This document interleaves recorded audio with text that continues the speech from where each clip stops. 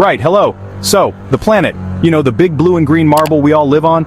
For years, a pretty consistent message has been coming from, well, basically everyone with a functioning brain and a science degree. Hey, maybe we should stop treating this place like a giant ashtray before it literally cooks us all. And then, there was the United States, under the leadership of a man whose primary relationship with the environment seemed to be a deep-seated grudge against windmills. While the world was trying to put out the fire, the US under Trump essentially said, climate change? Fake news. So welcome.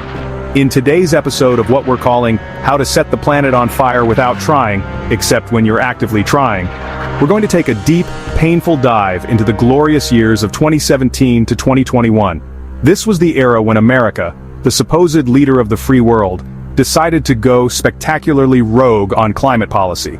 So buckle up, because this is the story of how one of the world's most powerful nations decided that the most pressing issue of our time was, and I quote, not a big deal. Spoiler alert, it was and remains a catastrophically enormous deal. Let's get into it. Alright, Chapter 1.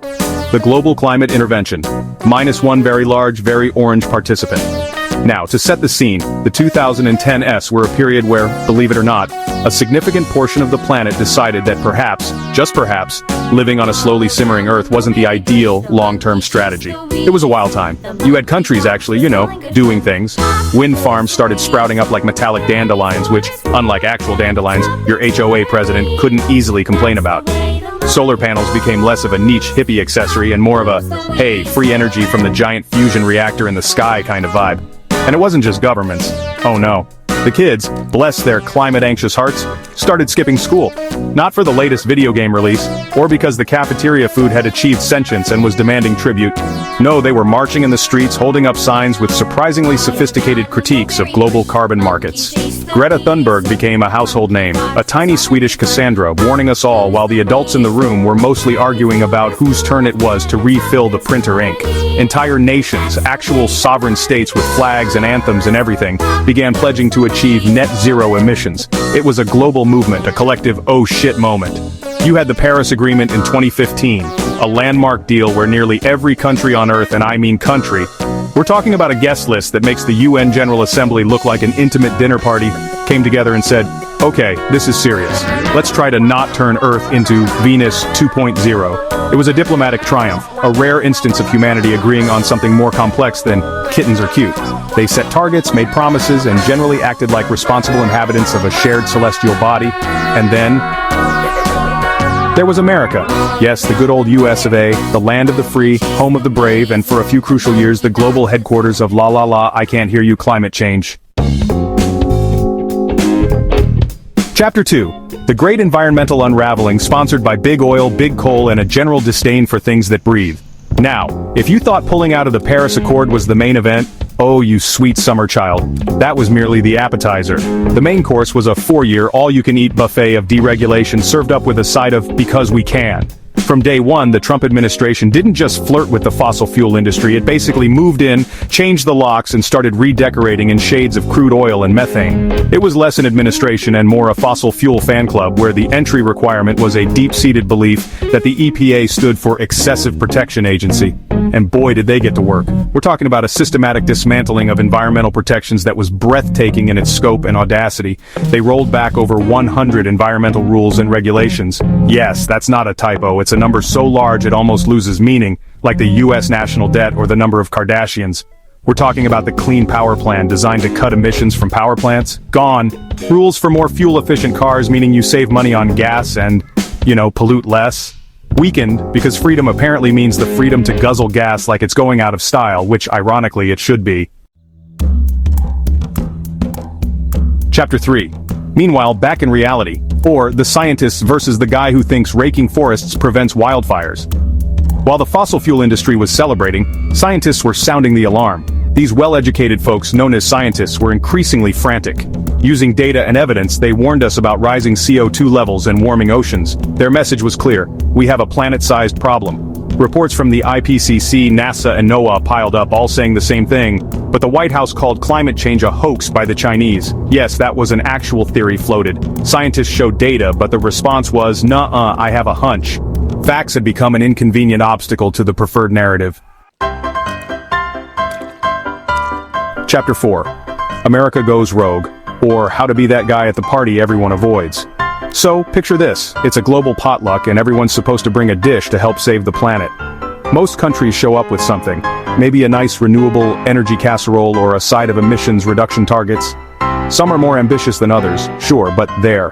And then America, under Trump, not only shows up empty-handed, but proceeds to loudly announce that potlucks are a socialist plot and tries to convince everyone to just order a giant coal-fired pizza instead. That, in a nutshell, was US climate diplomacy from 2017 to 2021. By pulling out of the Paris Agreement, the United States achieved a truly unique, if somewhat dubious, distinction. It became the country on the entire planet not participating in the accord. Let that sink in for a moment. Every other nation, from industrial giants like China and India, to tiny island states whose very existence is threatened by rising sea levels, was on board. Even countries with whom the US has, shall we say, complicated relationships, were part of the consensus. We're talking about a level of global agreement usually reserved for things like puppies are adorable or getting stuck in middle seats on long flights is awful.